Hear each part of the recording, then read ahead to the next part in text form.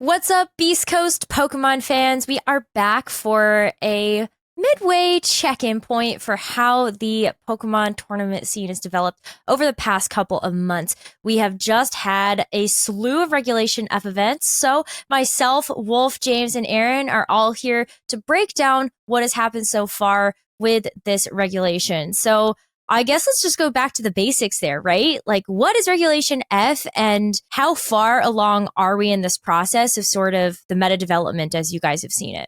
First of all, I want to say great word choice, Rose. Slew, not a word I use very often. Second of all, not related to the video, I don't know if you can see, I've got pen on my shirt and it's, I guess you can't really see. Well, I have pen on my shirt and it's kind of driving me crazy. No, not on purpose. It's like black pen, so it's not even very exciting. Anyway, yeah, I feel like the meta so far, it's a really interesting format. I'm curious if you all, like what your all's opinion on it is, but I think it's a pretty cool format because it seems like a lot of different Pokemon and strategies are viable, much more so than frankly, we've seen quite a bit here, especially at this stage of development. So I think that the format still has a ways to go. I feel like we're still seeing trends. Like at first, Urshifu Dark wasn't that popular, and now it's being used a lot. Raging Bolt feels like it's on the rise as well. We just saw Gholdengo win a large regional tournament, which like when it hadn't really been used that much for the rest of the format. Yeah, I feel like it's developing in a healthy way, and we haven't run into any like really degenerate strategies that have taken over yet, which is always a good sign. Unless you're playing the global challenges, which yeah, we're not going to have all the results. And by the time this video up,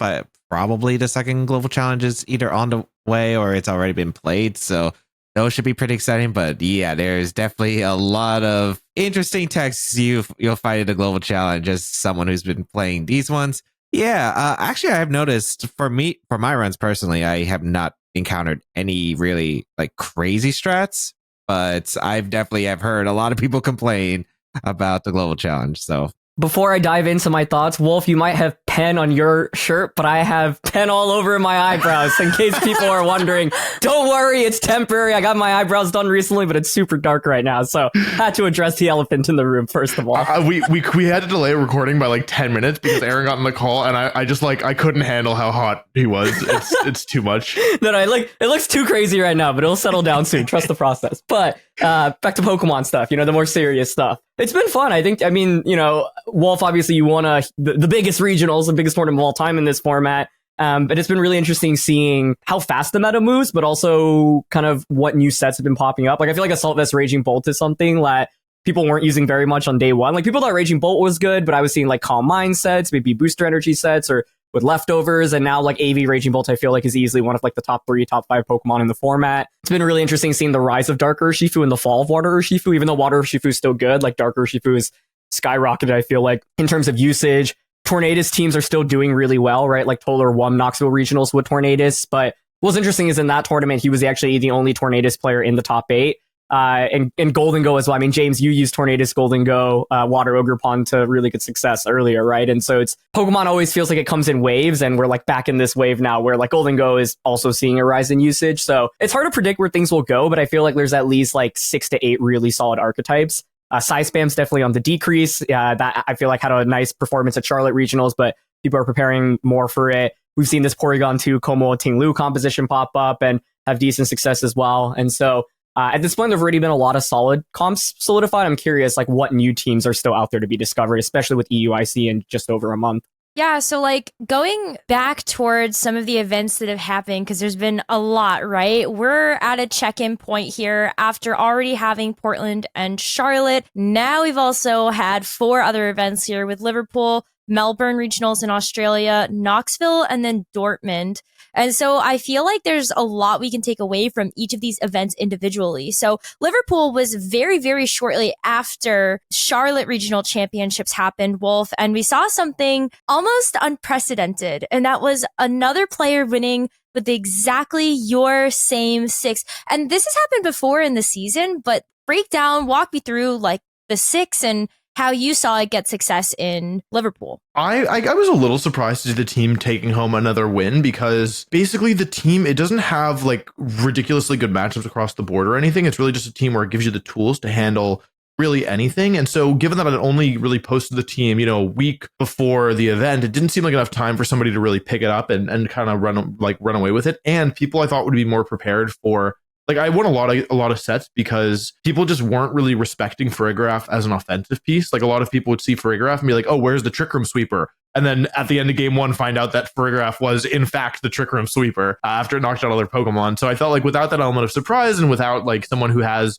like I had 2 to 3 weeks at least with the team practicing with it, and so I thought like, okay, well, like it's probably the team's probably not going to do super well in Liverpool, but to see it winning the whole thing is really really great. Big congratulations to Antonio because just because like his play from what I saw, I didn't watch a ton of the event, but from what I saw, his play was really, really good, and you seem to have a really good understanding of the team. But yeah, I think it's a team where like it just depends on how well you play it, how like depends on how good it was, and the metagame wasn't that different probably in Charlotte and Liverpool because they were only 1 week apart. So I don't think it's like crazy that the team did well, but I definitely don't think that any player could have picked it up and done well. I think it was really a testament to Antonio's like quick ability to pick up the team and then really good play at the event. Yeah, I'd say to double down on that, like I don't think we've actually seen too many other like copies of your team at the more recent regionals at like the highest level. And so I think it's once again like not a team that you just immediately pick up and be like, oh, like I win in 3 or 4 turns, right? You have to be really methodical about like how to switch and which Pokemon to bring.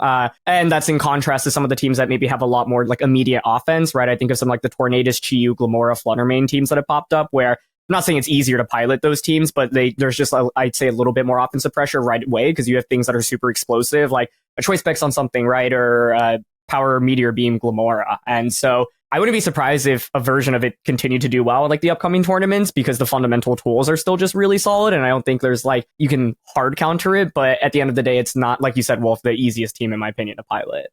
I think also it probably has more trouble with Assault Vest Raging Bolt than I initially gave credit, because at the time most Raging Bolt were the Calm Mindset, which Terra Fairy Farigaraf walls, but like because half the team is Grass and Fire and Water, or like 4 of the Pokemon are Grass, Fire, or Water, so it's like only Farigaraf and Fluttermane who can even start to threaten Raging Bolt, unless you want to do like, you know, Swords Dance stuff with Ogerpon. So I imagine that development in particular has made the specific 6 Pokemon harder to use. I think what's been really cool to watch is the usage of Farigaraf over time. I think at the very start of Regulation F, people were really just using it for the utility of the Armor Tail ability, but we've seen it hold so many different items, be trained so many different ways, from bulky to the more offensive set that you were using, Wolf. And so I'm interested, James, like where do you feel like Farigaraf is right now as a Pokemon in the meta throughout Regulation F? Do you still see it being as dominant of a Pokemon as we've seen it in the past couple of events?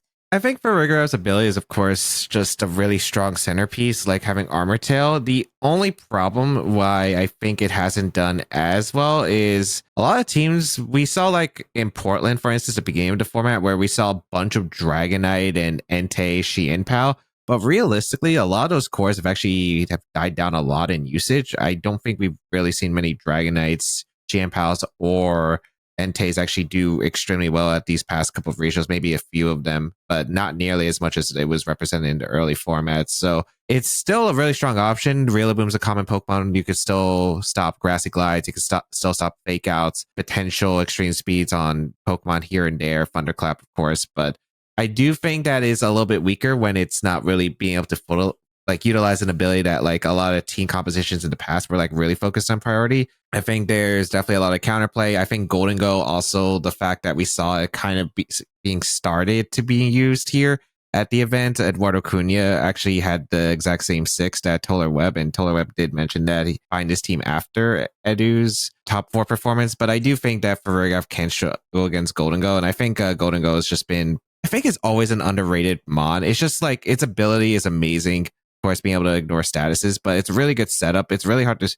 stop when it gets going, and you have really good tools like Ogerpon, Wellspring, really good synergy wise, and in like a fire type with Intimidate, just proven to be fantastic with Fake Out support.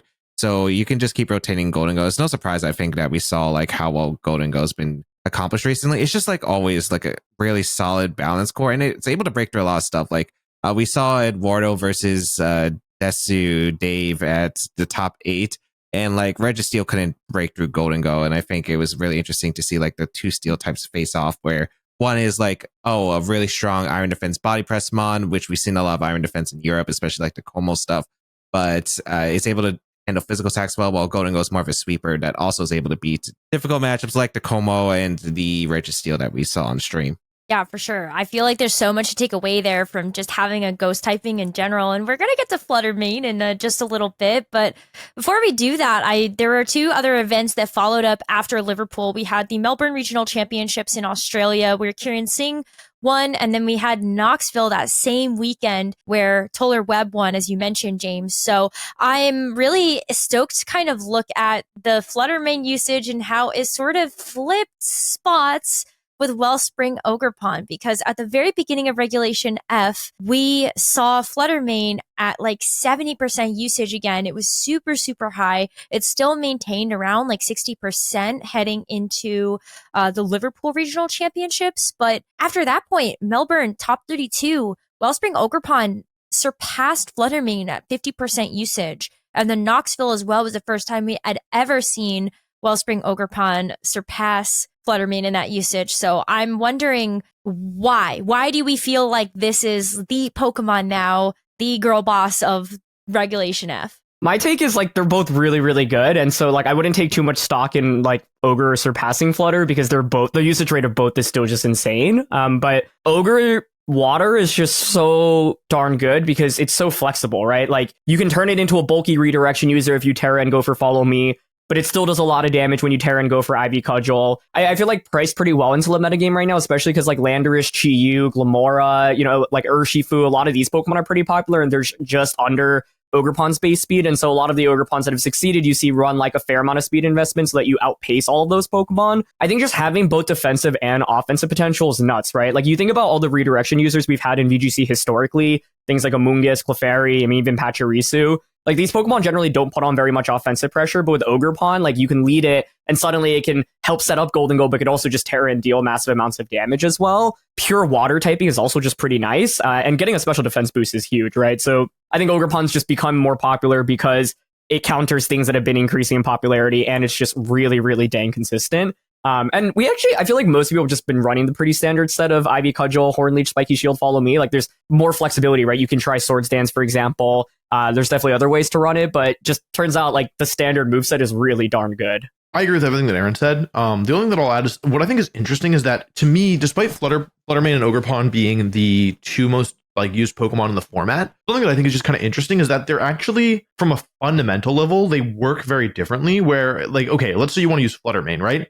Your options are Speed Booster with Icy Wind, Special Attack Booster. Sash did well. Specs is normal, like probably the most prevalent item. And then you can do weird stuff like Calm Mind, Speed Booster, right? That's 5 sets that have all done well this format alone, right? And then you look at Ogerpon Wellspring, and it's like Spiky Shield, Follow Me, Big Smack move, and then Ivy Cudgel, and then Hornleech, right? It's not, people aren't even running other grass moves. Like you have the moves, you have a lot of flexibility with the EVs, right? You can make it very tanky, you can make it offensive, you can make it fast, you can do multiple things. But it's interesting to me because whereas Flutter Mane is a Pokemon that I think succeeds because it's so flexible and because it has a lot going for it, but the specific way you use it on your team also can use different Terras, right? Like, I mean, obviously there's Fairy, but Grass also like has won at least 2 regionals. I know that for a fact. So yeah, I don't know. I think it's interesting that they're kind of like fundamentally different Pokemon. And I wonder if there is more flexibility with Ogerpon than meets the eye. My gut is that there probably isn't that much more. Like, I don't think it will ever be like Flutter Mane because it can't change its Terra or its item. But yeah, I do think that it's an interesting kind of thing to notice. I will say, I think even in Reg E, I think Wellspring Ogerpon was very underused for what it was, where it was just a really solid water type. It has water and grass as its typing. That's 2 out of the 3 like core fire, water, grass core. And I think it's been succeeding extremely well in this format, especially with all the different fire types that you can pair up with it. We've seen Entei plus Ogerpon win Portland. Gouging Fire plus Ogerpon's been a really strong combo because you can go for Howl next to it. And you have Follow Me support. You also have like, it's good with the Gholdengo pair. We've seen Incineroar, of course, for like really good general support.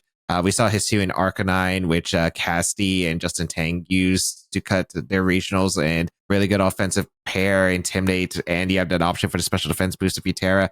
It's a really strong mon. I think the reason why it probably increased a bit more in usage is because Tornadus, even though like it's been doing pretty well as of recent, it wasn't like really popular, I think, back when the regulation first came out, especially because Raging Bolt was trending. So I think Wellspring Ogerpon definitely add more to Rise at this case. Also, I think it's been like a really good mon because it's able to pressure like Landorus in Carniform, which I think kind of rose up towards the later part of the year, which Knoxville and Dortmund. I think Knoxville had 4 Lando Eyes, if I remember right, and 2 for Dortmund. And yeah, like it's definitely been a more popular choice in the fact that you can outspeed a Landers, go for an Ivy Cudgel. You don't have to Terra to knock it out, and force a Terra is pretty solid. So I think Flutter main too, like as Wolf said, it's a very flexible mon. You have definitely a lot of options while we see more of like a standard Ogerpon. But like follow me, redirection is one of the best moves I think in the game. Like you have being able to protect a partner, the fact that Ogerpon is just really tanky, so it's able to usually survive one hit. It's able to provide just a good general role that it's a good staple on so many different core compositions. Yeah, I'm super in agreement with that. I feel like even when it comes down to what else we can explore with Ogerpon, I'm personally looking at the EV investment, because even over the last couple of weeks, I've seen a bunch of Wellspring Ogerpon with max speed investment. And I think that is interesting to continue to look at to see if that does stick as a trend that we see at future tournaments. Because it puts it into some interesting speed tiers, and you can still get away with a ton of attack. So I wonder if we'll continue to see more of that development on that front. With the regulation of events that we did have leading up to this point, we did cap everything off with Dortmund, where Florian Tene won that event. And now we get a chance to look at all of these events in even a larger microscope. So all of the Ogerpon, the Flutter main trends aside, you all named something else that was really impactful over the last couple of events, which is where are these past Paradox Pokemon going when it comes down to Walking Wake, Raging Bolt, and Gouging Fire? So I want to go back to what you were saying, Aaron, with the Assault Vest Raging Bolt set, because that is something that has really shifted in terms of how Raging Bolt has been used. Yeah, I think with Bolt, it was interesting because it was at Liverpool where we saw a lot of like the most well-known European players really of all time use it, right? Like Edu got top 4 with it, Casti got top 4 with it, Desu got top 8 with it, and they were all using Assault Vest sets. And I think like people just realized this is a really bulky Pokemon. You throw an Assault Vest onto it, Fairy Terra is incredible on it as well. You get a lot of flexibility, right? I think like the standard moveset is Thunderbolt, Thunderclap, Draco Meteor, and then you can run like Snarl, you can run Electroweb, you can run Terra Blast, but it just offers a lot of utility. Like I, having fought against Electroweb, think it's incredible. I think Snarl's an interesting move. It makes a lot of sense if you're expecting to go up against more special attackers and like Psy Spam in particular, but I feel like Psy Spam's probably decreasing a little bit in usage. I think Electroweb on it personally is amazing because you actually do meaningful damage with it, and of course you're able to drop your opponent's speed, but I don't think this Pokemon is going anywhere anytime soon. But as a result, I think people are going to react accordingly, right? And so it's like, what is something that can match up decently into Raging Bolt, right? What are things that can hit it for super effective damage before and after Terra? We talked about the Rise of Landers Incarnate once again, and that's something that can put on a lot of pressure into Bolt just because you threaten it with Earth Power, and if they Fairy Terra, you can Sludge Bomb it as well. Raging Bolt, easily an incredibly consistent Pokemon. Gouging Fire has had some really good finishes. It feels like it's in the top 8 or better of all these events. I don't know if it's won a tournament yet, but Howl's really, really darn good, right? It almost won in Knoxville, finishing in second place. Luca Treges got in top 4, I believe, at regionals with it as well. And so I think there's still probably more innovation that can be done with these Gouging Fire comps, but the couple that have succeeded, I feel like, have set a very strong baseline for like what these teams should look like.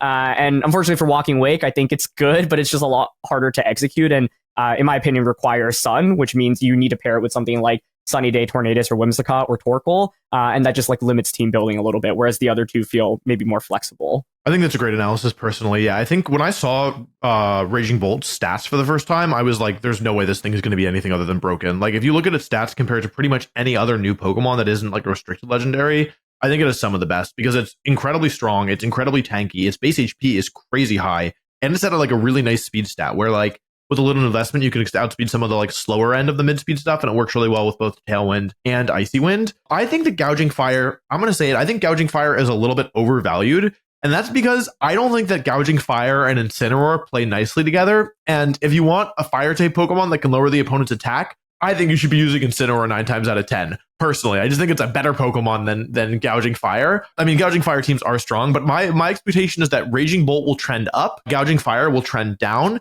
Walking Wake will continue to trend nowhere because it's not in the leaderboard. However, I think that Walking Wake is going to be broken when we get an actual Sunsetter. Yeah, once Groudon and those guys are back, ooh, it's over. It's over for these fools. Because the thing about Walking Wake is that I think that it really ideally wants to be using Photosynthesis to boost its special attack and then also have a damaging item like Life Orb. And the thing is, by pairing that with Torkoal, you're just immediately at such a speed disadvantage. Like, I built a team that used Torkoal recently, and I had Fluttermane and Raging Bolt as the two Photosynthesis users because Fluttermane is fast naturally, and Raging Bolt has Thunderclap, which was really, really strong with kind of additional damage multipliers. Walking Wake is an awkward speed where it outspeeds a lot of stuff, but it's not going to outspeed the really fast stuff. And so, I think that Walking Wake can be strong, but I do think that it needs like more actual speed support and also like a better Sunsetter that just contributes more to the battle than Torkoal. So even though Walking Wake is not good at all right now based on the usage stats and on results, I think that there will come I think that if you told me that in the future there was a time where Walking Wake was the most used of the three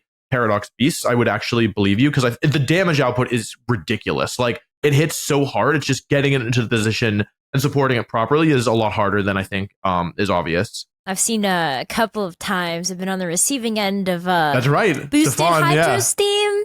Hydro Steam. Walking Wake in the sun. That's neutral. Say bye-bye to your Pokemon. Still goes down. Not fun. Might be with you on that one. But James, what are you thinking about the Paradox Beast, or even do you have some thoughts on the future Paradox Pokemon that we got for Regulation F?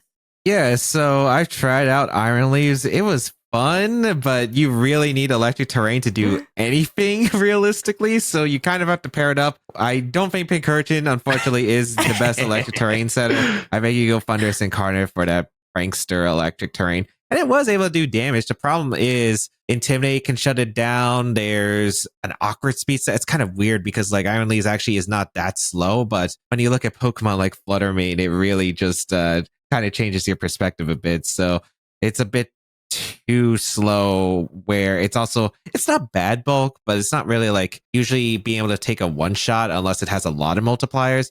And then is usually frail back. So it's just a really awkward mon. Grass Psychic is also just a really weird typing in general. I do think that Iron Boulder, I do think that Pokemon actually has a bit of potential, but it's also kind of a same problem where 124 speed is actually really good. And I mean really good. It also has Mighty Cleave, that move that hits through Protect. 124 speed is awkward. You're vulnerable to Sucker Punch from Chien Pao. It's vulnerable to Intimidate. Maybe you want Booster Energy, but you either want it for attack, which means you're not outspeeding Pokemon, or you want it for speed, but then you don't have enough damage outputs against others. So I think it has potential, and I have tried it a bit. I don't think it's a bad mon. It's just like really underwhelming compared to like the past Paradox Pokemon. And then I think we've already talked about Iron Crown, like how good Psy Spam was, and like it's still cutting events to this day. So I think Iron Crown is a really awesome mon, especially I do think we've seen a lot of special attack booster. I used Speed Booster when I went to Charlotte, and I think Speed Booster is pretty underrated. The ability to one-shot Chien Pao through Focus Sash and Okoe, like being able to pressure Fluttermanes, I don't think it's a bad option. I think it can be explored a bit more. We've seen a lot of the Terra Blast, like Terra Water, Terra Grounds.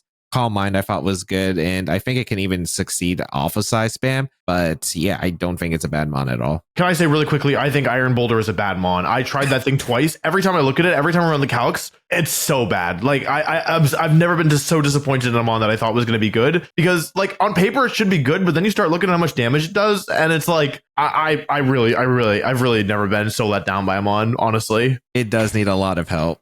Yeah, it needs a lot of help, as in like take this thing out of your team builder and try something else. It's the kind of help it needs. Go take a hike and come back in 3 generations. You know what I mean? Mega Iron Boulder. That's what we need to save it. Don't even Mega Paradox Pokemon. Wolf, what are you trying to infect our game with? No, it's on Glastrier. Sorry, Spectrier.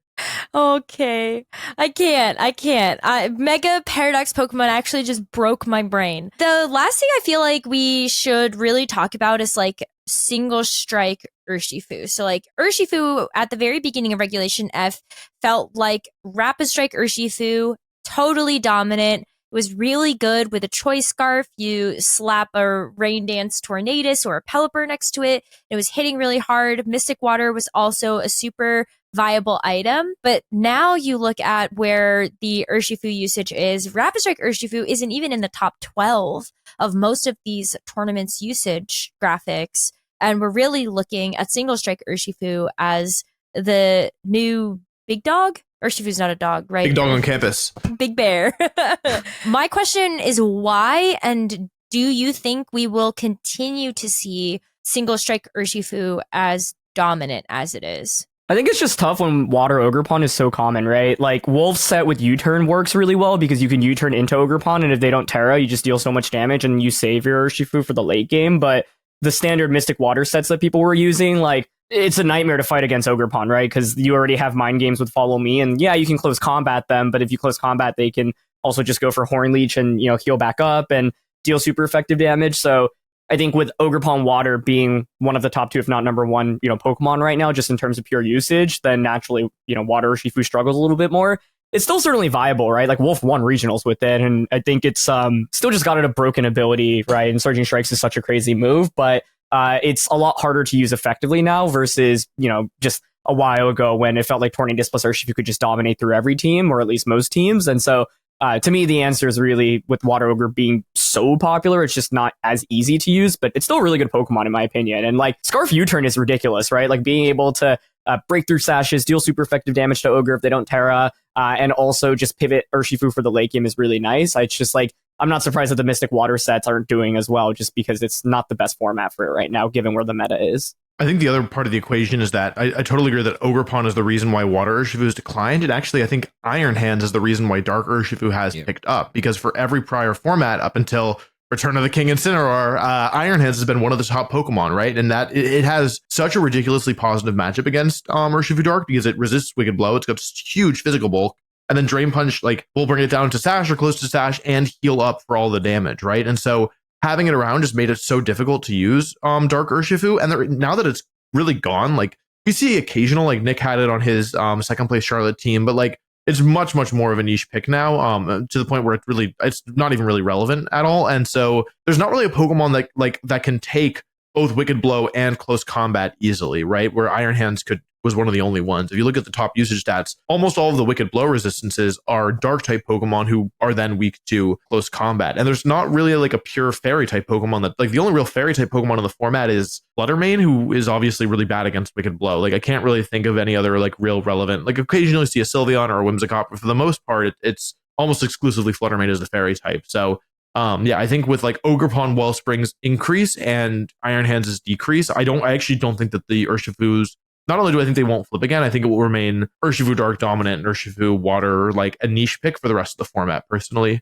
Yeah, I agree with Wolf. The decrease in Iron Hands usage, the increase of Raging Bolt usage, like we've seen Water Urshifu go down because of Raging Bolts. Torn is still a good mon, but is like Raging Bolt does help out against it, so it makes Water Urshifu like you pretty much are like forced to run either Focus Sash or Choice Scarf to really be able to, you know, maneuver, and it can be a bit awkward.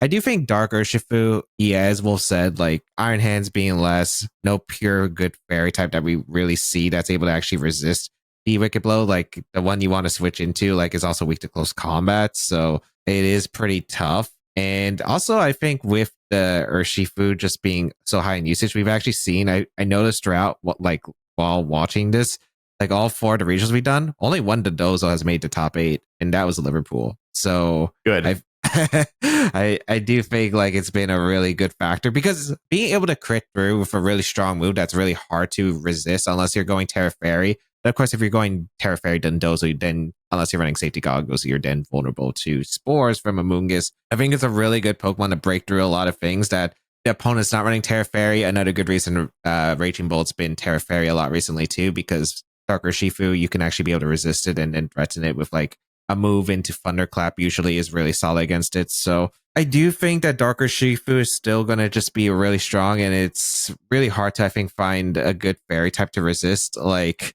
there's niche ones, Sylveon, Serendipity, we've actually seen in the Global Challenge, but like it's just a hard mon to actually be able to switch into, because a really strong Wicked Blow, like we've seen the Focus Sash ones because it's able to take a hit. Choice Band hurts a lot. Black Glasses does decent damage. Like, yeah, we're going to see Water Urshifu still going to be solid. Definitely not going to be the usage it was in Regulation D or Regulation E.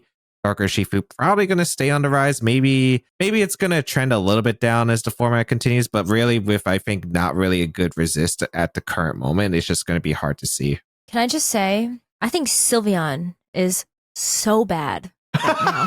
I was actually going to say, I think like fairy type Sylveon Primarina have like a unique spot in the meta right now. Like I've seen Everybody people. loves Primarina. I have gotten so many. Primarina, I get. Sylveon, I'm so sorry. I like jokingly threw out there into the universe like a couple of weeks ago. This is Terrafire Sylveon's time to shine. And I have a love-hate relationship with the fact that Robin Lang actually got top 32 at Dortmund with a Terrafire Sylveon next to Iron Moth. That's what that is. Yeah. Like, so that team did get top 32. I feel vindicated, but I also still feel so sad. I cannot for the life of me get Sylveon to work. I actually think it's legit. Like I think it's legit right now. It's good into Bolt and Urshifu Dark. I will say there is a Sylveon believer. 2 weeks ago, I was in a brewery in New York with Riley Factura, the #1 ranked player currently. And he was keep telling me about how he believes in Sylveon because he was like hyper voice in the quick attack to Dark Urshifu. Yeah. There's gotta be something. Let's not forget Sylveon is a world champion, okay, from last year. Sylveon is a world division, champion. yeah. That's right. Which was actually really cool, right? Because it's like most people just like, oh, you just put Fluttermane in that slot, but nope, it was Sylveon instead. So do I expect it to be like a staple in the meta? No, but if you told me like a Sylveon or a Primarina gets top 8 or top 16 at the next couple of tournaments, I wouldn't be shocked. Yeah, I guess I say it from the lens of like, I don't think Sylveon is winning a tournament anytime soon, but like... Challenge accepted, Rose. Challenge Aaron. declined, Rose. I don't think I could do it. Aaron. That sounds hard. If He's you got Vancouver. win a tournament with Sylveon, you will be more of my idol than you already are. Just please. I have bad news. I'm not even going to a tournament in like the next 6 weeks other than locals. But I'll try to win a local for you, Rose. I'll bring Okay, Sylveon to a okay. local in your honor.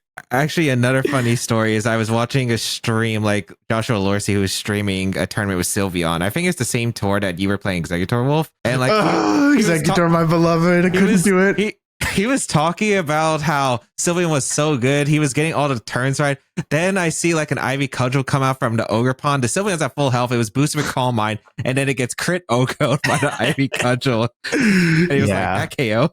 Yeah. I don't think they needed to give Ivy Cudgel an increased crit rate. I'm just going to say that. thinking? Why? Like, what? Also, they didn't need to give all of the moves a 20% damage boost if Yeah, there's a I mask. just- Like, the mask is good enough. It has 2 abilities. Like, that's not fair. I like the increased crit chance when I'm getting it on my side, but when it's on the other side, take I it feel away. like I never get it. Can we replace Stellar Terra Blast and make it like Behemoth Blade where it just does double damage to Terramons instead? I think it would be more fun. Isn't that what it does? Because it's super It's effective? basically super effective. No, like Ivy Cudgel's secondary effect instead of critting is that If you ever apply for a job at Pokemon, I'm sending them this clip and saying, do not hire this man. You're number Who let one him off. cook, man? Who let him cook? If you're listening to this, please try to win with Sylveon, okay? Do it for Rose. Do it for Rose. Do it for her. If we can't do it, you have to do it for her. I'm serious. I actually think it's legit. So I hope Riley brings it to a tournament. Come on, Riley, do it for us. Just one. You have so much. You have so many points, bro. Just, Yeah, you come just need on. more Like, points. Bring it to a tournament, Riley. There is no inaccurate move on Sylveon. Just bring it. Hyper Beam. I could miss. No, Wolf, no. I could do it. Terra Fairy Hyper Beam from Sylveon. Heat. That does hit really hard. Choice specs. Okay, thanks for watching. Bye-bye. Bye bye.